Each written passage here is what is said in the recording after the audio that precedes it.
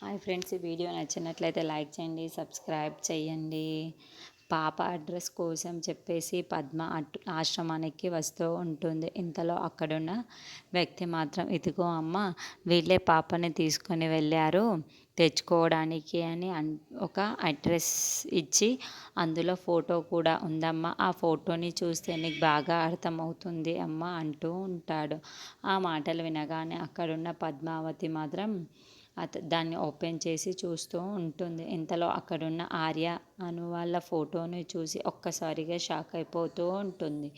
ఏంటి, పాపను దత్తత తీసుకున్నది అక్క వాళ్ళేనా అని అనుకుంటూ ఉంటుంది. అలా ఒక్కసారిగా షాక్ అయిపోయి చాలా బాధపడుతూ ఉంటుంది. ఇంతలో బయటికి వచ్చేసి, శ్రీనివాస, నన్ను ఇప్పుడు ఏం చెయ్యమంటావు? ఒకవైపుకు పేగుబంధము, ఒకవైపు పెంచిన బంధము, ఎవరిని వదులుకోమంటావు అని అడుగుతూ చాలా ఏడుస్తూ ఉంటుంది.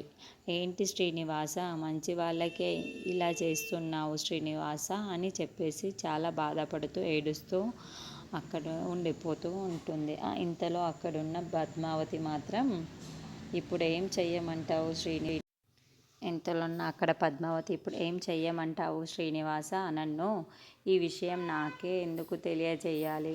ఇప్పుడు నేను ఏం మాట్లాడమంటావు? ఇంట్లో ఉన్న వాళ్ళకి ఏం సమాధానం చెప్పమంటావు అని తన బండి తీసుకొని బయలుదేరుతూ చాలా బాధపడుతూ ఏడుస్తూ అక్కడి నుండి వెళ్తూ ఉంటుంది.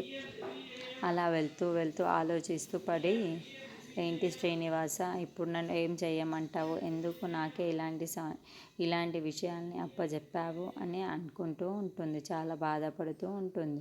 ఇటువైపు చెప్తే అక్క వాళ్ళు ఏమనుకుంటారో, ఎలా బాధపడతారో, అటువైపు చెప్తే విక్కీ వాళ్ళు ఏమనుకుంటారో ఏమో అని చెప్పేసి అనుకుంటూ ఉంటుంది.